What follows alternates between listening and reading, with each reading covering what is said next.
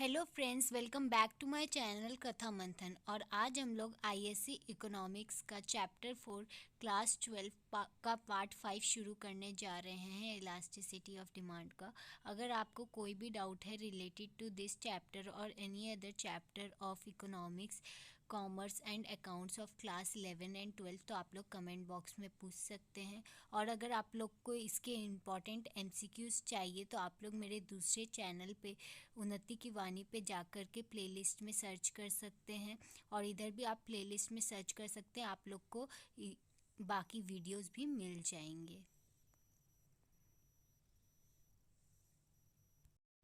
Theory of consumer behaviour, indifference curve. तो हम लोग सबसे पहले थ्योरी ऑफ कंज्यूमर बिहेवियर में इंडिफरेंस कर्व पढ़ेंगे। तो इंडिफरेंस कर्व का मतलब होता क्या है? इंडिफरेंस नाम से हम लोग को समझ में आ रहा है। डिफरेंस मतलब क्या होता है कि उसमें कुछ अलग होना। तो इंडिफरेंस मतलब क्या होता है? सिमिलर, मतलब सिमिलर कर्व। लेकिन यहाँ पे इसका मतलब ये नहीं है कि यहाँ पे हर कर्व सिमिलर होगा, इसका एक पर्टिकुलर डेफिनेशन है। तो हम लोग को इंडिफरेंस का मतलब क्या समझ में आया? सेम या सिमिलर। तो it is the graphical representation showing the combination of consumption of two different commodities from which the satisfaction from both the commodities should be equal. तो क्या बोल रहे हैं? ये ग्राफिकल रिप्रेजेंटेशन है जो शो करता है कॉम्बिनेशन ऑफ कंजम्पशन। मतलब हम लोग जो कंजम्पशन का कॉम्बिनेशन कर रहे हैं, मतलब एक्स गुड कितना ले रहे हैं और वाई गुड कितना ले रहे हैं ऑफ डिफरेंट कॉमोडिटीज़। और उसका मतलब एक्स और वाई तो डिफरेंट कॉमोडिटीज़ है, तो हम लोग एक्स कितना कंज्यूम कर रहे हैं और वाई कितना कंज्यूम कर रहे हैं, और उससे हम लोग को जो सेटिस्फैक्शन मिल रहा है वो इक्वल है। भले हम लोग वाई 6 कंज्यूम कर रहे हो और एक्स 4 कंज्यूम कर रहे हो, लेकिन हम लोग को जो सेटिस्फैक्शन मिल रहा है उससे वो सिमिलर है। तो मतलब ये डायग्राम में देखिए, आप लोग को समझ में आएगा। जो इंडिफरेंस कर्व है उस पर पॉइंट ए, बी और सी जो है उसमें मतलब हम लोग ए चाहे जितना भी कंज्यूम करें, बी चाहे जितना भी कंज्यूम करें, सी चाहे हम लोग जितना भी कंज्यूम करें, हम लोग को सेटिस्फैक्शन सेम ही मिलेगा। मतलब इंडिफरेंस कर्व में हर पॉइंट का सेटिस्फैक्शन लेवल सेम रहता है, यानी A equals to B equals to C. Indifference map, set of indifference curve is known as indifference map. मतलब अगर एक क्या बोलते हैं, एक एक्सिस पे 3-4 इंडिफरेंस कर्व रहेंगे तो उसको हम लोग इंडिफरेंस मैप बोलेंगे।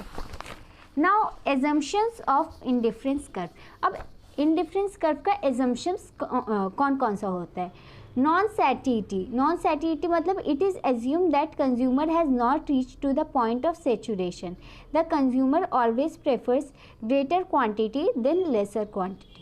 तो क्या बोल रहा है नॉन सैटिटी में कि जो कंज्यूमर है वो कभी भी सेटिस्फैक्शन लेवल रीच नहीं करता। मतलब हम लोग का अंदर ऐसा रहता है ना कि हम लोग को और चाहिए और चाहिए और चाहिए। तो वही बोल रहा है कि कोई भी कंज्यूमर अपना सेटिस्फैक्शन लेवल रीच नहीं करता, वो हमेशा ज़्यादा की तरफ जाता है। तो नॉन सैटिटी का मतलब यही होता है। Now transitivity of choice. Transitivity of choice में क्या बोल रहा है कि जो हम लोग का जो कंज्यूमर है वो उसका चॉइस ट्रांजिटिव है। मतलब जो कंज्यूमर है वो कमोडिटी ए को बी से ज़्यादा ग्रेटर मानता है और कमोडिटी बी को सी से ज़्यादा ग्रेटर मानता है। तो इनडायरेक्टली जो कंज्यूमर है वो कमोडिटी ए को सी से ज़्यादा मानता है। Now diminishing marginal rate of substitution, ये वेरी वेरी इंपॉर्टेंट है और ये हमेशा आईएससी में आता भी है। Diminishing marginal rate of substitution. Marginal rate of substitution means the unit sacrificed for consumption of another commodity. तो क्या बोल रहे हैं? मार्जिनल रेट ऑफ सब्सटीट्यूशन क्या होता है? जब भी कोई एक यूनिट सैक्रिफाइस्ड होता है कोई भी दूसरा कमोडिटी को कंज्यूम करने के लिए, उसको हम लोग मार्जिनल रेट ऑफ सब्सटीट्यूशन कहते हैं। और इसके कारण हम लोग का मार्जिनल जो रेट ऑफ सब्सटीट्यूशन है वो ग्रेजुअली फॉल्स हो जाते हैं। मतलब अगर मेरे को x10 कंज्यूम करना, पहले मैं x10 कंज्यूम कर रही थी और y भी 10 कंज्यूम कर रही थी, लेकिन मेरे को अब x12 कंज्यूम करना है और y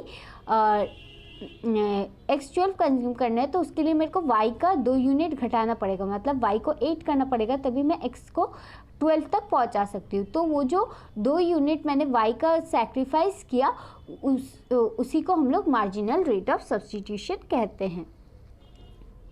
Rationality. The consumer is rational for the commodities consumed. He will try to attain maximum satisfaction. तो क्या बोल रहे हैं इधर, जो कंज्यूमर है वो रैशनल है कमोडिटीज़ के लिए, वो हमेशा ज़्यादा सेटिस्फैक्शन कंज्यूम करने का सोचेगा। Ordinal utility. The consumer consumes that commodity first which is more preferable to him and vice versa. Hence, IC analysis depends upon the preference of the consumer. तो क्या बोल रहे हैं, जो कंज्यूमर है वो पहले the consumer consumes that commodity first which is more preferable to him. मतलब जो कमोडिटी वो उसका प्रायोरिटी में आता है, मतलब जो उसको ज़्यादा पसंद है वो पहले कंज्यूमर वही वही कमोडिटी कंज्यूम करेगा, और उसका उल्टा मतलब जो उसको नहीं पसंद है वो उसे बाद में कंज्यूम करेगा या तो नहीं करेगा। इसलिए जो हम लोग का IC एनालिसिस है वो हम लोग का कंज्यूमर के प्रेफरेंस पे डिपेंड करता है। Now properties of IC। Properties of IC में क्या है, IC slope downwards from left to right, मतलब लेफ्ट टू राइट वो डाउनवर्ड स्लोपिंग है हम लोग का IC। Due to the consumption of 2 commodities in indirect direction, the slope of IC is downwards. That is, if consumption of one commodity increases, the consumption of another commodity falls and vice versa. तो क्या बोल रहा है कि हम लोग 2 commodity indirect way में consume करते हैं। जैसे मैंने अभी आपको बताया कि हम लोग अगर x 10 कंज्यूम कर रहे हैं और y भी 10 कंज्यूम कर रहे हैं, तो अगर मेरे को x को 12 कंज्यूम करना है तो मेरे को y को घटा के 8 करना पड़ेगा। तो ये लोग ऊपर मतलब अगर x बढ़ रहा है तो y घट रहा है, इस तरीके से इन लोग का कंजम्पशन चल रहा है। तो एक बढ़ेगा एक घटेगा, यानी इनडायरेक्ट रिलेशन है। तो इनडायरेक्ट रिलेशन के कारण क्या हो रहा है ना कि इसका जो IC का स्लोप है वो डाउनवर्ड हो जा रहा है, यानी अगर कंजम्पशन एक कमोडिटी का इंक्रीज होगा तो दूसरे कमोडिटी का कंजम्पशन ऑफ कोर्स डिक्रीज होना ही है। ओके, अब जैसे इधर देख लीजिए कॉम्बिनेशन ABCD में ये x 10 है, फिर 7 है, फिर 5 है, फिर 4 है। उसी इसमें देख लीजिए y जो है वो बढ़ रहा है 1 2 3 4 करके।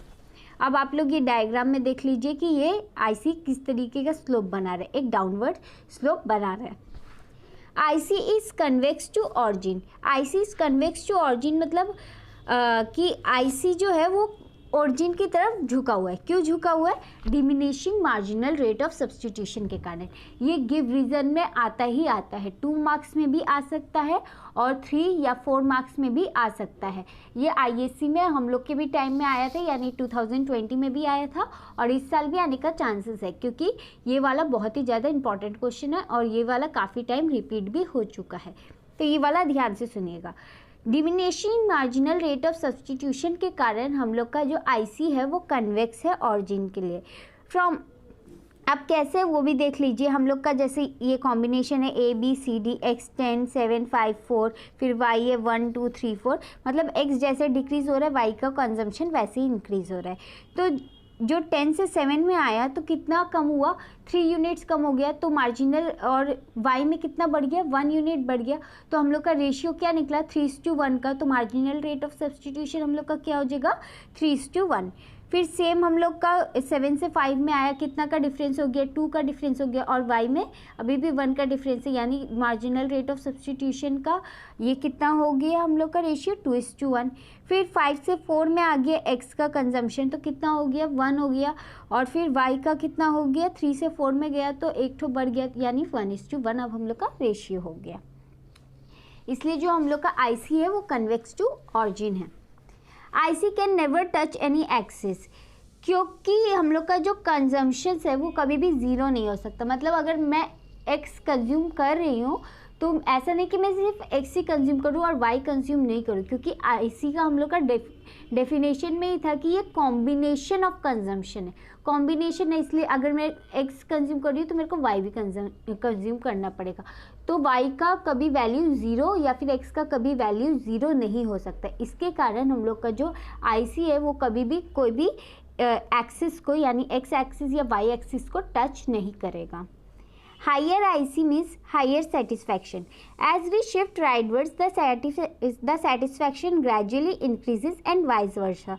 Therefore, right shift of IC increases the satisfaction and left shift decreases the satisfaction.